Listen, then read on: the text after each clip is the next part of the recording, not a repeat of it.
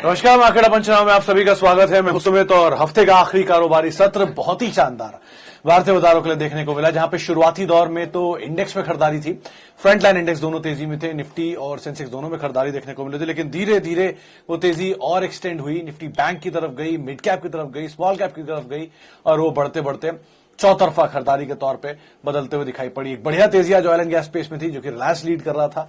शानदार तेजी वहां आते हुए दिखाई पड़ी। एचडीएफसी लिमिटेड जैसे नाम जो कि तेजी में है, और सेकंड हाफ में तो एक शानदार तेजी आई मिड कैप स्मॉल कैप में। मिसाल तौर पे जेके सीमेंट नंबर से पहले चला, India bulls real estate, Dilip Buildcon करीब 7% के आसपास तेजी वहां पे आते हुए दिखाई पड़ी। आईटी के लिए आज एक शानदार दिन था, चाहे फ्रंट लाइन इंडेक्स की बात कर लें या मिड कैप आईटी की बात कर लें, दोनों में एक बढ़िया खरीदारी आज के सत्र के अंदर बनते हुए दिखाई पड़ी। टेलीकॉम में तेजी थी, जो कि भारतीय एयरटेल जैसे स्टॉक जहां पर मूव था, एचयूएल जैसे स्टॉक जहां पर कुछ हद तक, आईटीसी जैसे स्टॉक जहां पर कुछ हद तक मूव था। तो ओवरऑल एक बढ़िया मूड माहौल बनता हुआ दिखाई पड़ा।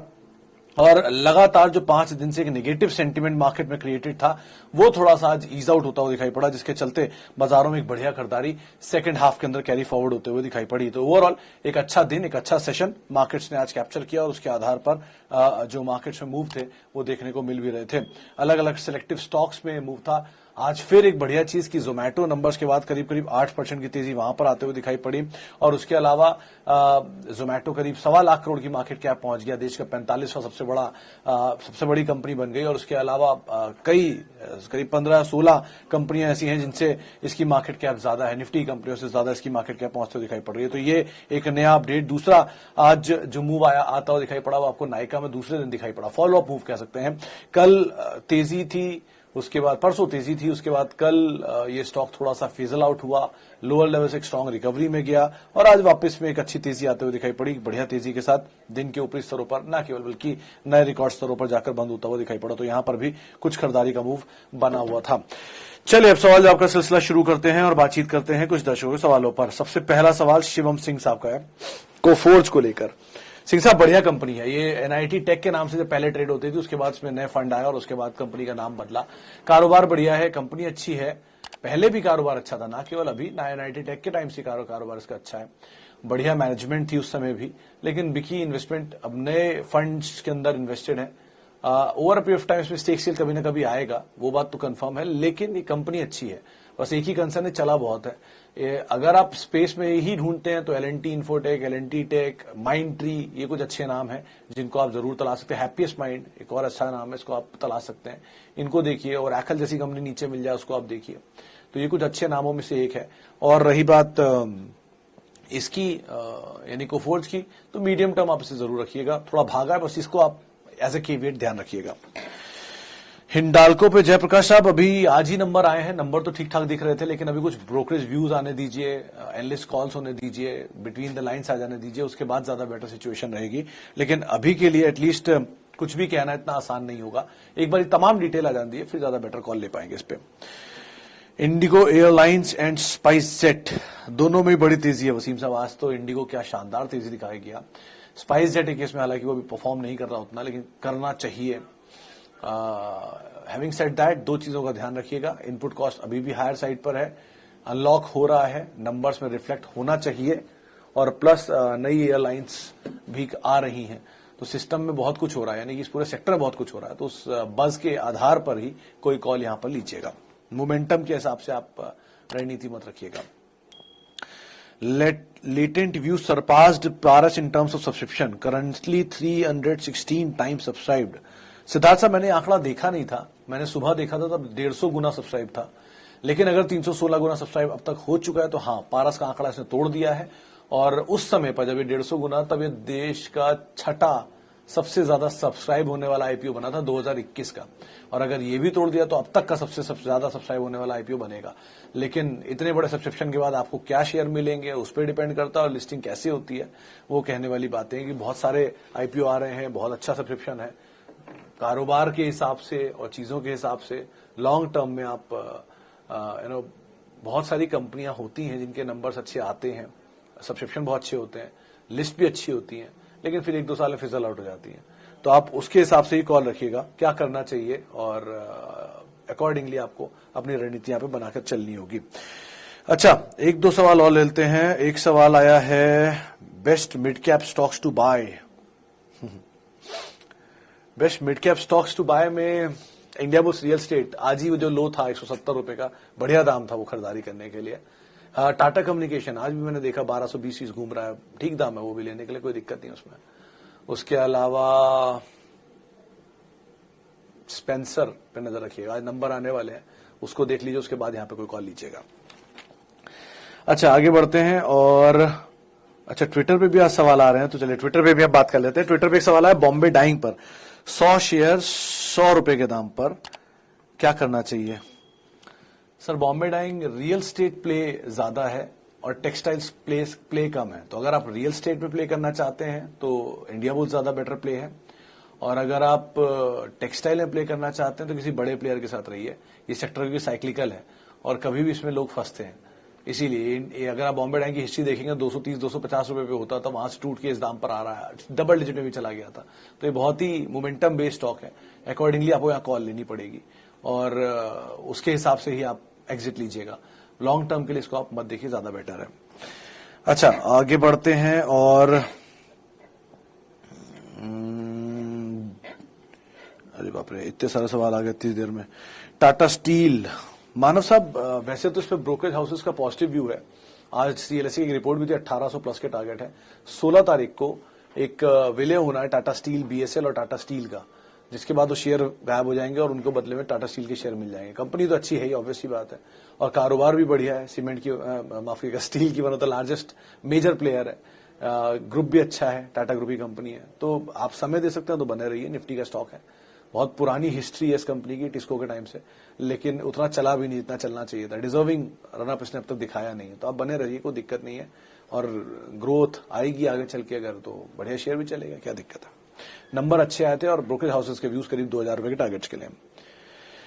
ओके आगे बढ़ते हैं। और आईईएक्स, ये एक और नाम आया है नरेंद्र साहब। ये आईईएक्स के केस में एक चीज का ध्यान रखिएगा कि ये कंपनी में थोड़ा स्टीम अभी चल रहा है। स्प्लिट जो बोनस आया उसका, एक शेयर पर 2 शेयरों का बोनस है, तो इक्विटी बहुत मेजर डाइल्यूट हुई है, तो वो इस क्वार्टर से रिफ्लेक्ट होनी शुरू होगी, अगले क्वार्टर से। तो अब वो डाइल्यूशन को आधार मानकर ही कोई कॉल लीजिएगा, उसके अलावा इस पे ऐसे कोई कॉल मत लीजिएगा, क्योंकि वो डाइल्यूशन बहुत कुछ डिपेंड करता है। 100 रुपए कमाने वाली कंपनी का अगर इक्विटी 3 हिस्से में बढ़ा दिया जाएगा तो वो 3 की वजह 30 रुपए कमाई होगी ना, तो 30 रुपए कमाई के हिसाब से वो शेयर चलेगा। तो इसलिए आप उसको टेक्निकली समझ लीजिएगा और उसके बाद में कोई कॉल लीजिएगा। अभी तो फिलहाल वो स्टीम है, उसको ईज आउट होने दीजिए। लॉन्ग टर्म के लिए कंपनी ठीक है, ग्रुप कामकाज भी बढ़िया है पावर ट्रेडिंग के कारोबार में, और जो ग्रोथ आ रही है ये स्पेस में पावर की डिमांड को देखते हुए सही सही सिनेरियो दिख रहा है, बट पीरियोडिकल रिव्यू की बहुत जरूरत है यहां पर, उसका आप ध्यान रखिएगा। अच्छा आगे बढ़ते हैं। और एक सवाल ट्विटर पे और आया है, रेडिंगटन पर 100 शेयर 172 रुपए के दाम पर। सर रेडिंगटन में एक बायबैक खुला है मेरे ख्याल से, अगर मैं गलत नहीं हूं तो। मैंने कुछ दिन पहले इसका एक बायबैक देखा था। इसमें कॉर्पोरेट डेवलपमेंट को का आइडिया ले लीजिएगा, उसके बाद कोई कॉल लीजिएगा। वैसे तो ये कंपनी मास्टर फ्रेंचाइजी थी, लेकिन अब धीरे धीरे वो दोनों फ्रेंचाइजीज बढ़ रहे हैं इंडिया में डायरेक्ट बेस पर, तो कहना मुश्किल है ऐसे कारोबारों में कैसी ग्रोथ आएगी। इनका रेवेन्यू बहुत आता है लेकिन प्रॉफिट इतना नहीं आता, ये ऑब्वियसली बात है ट्रेडिंग के बिजनेस में, तो जहां रेवेन्यू ज्यादा होता है प्रॉफिट कम होता है। लेकिन बहुत अच्छे अच्छे शेयर अवेलेबल है, आप उनको कॉल ले सकते हैं, उनको ध्यान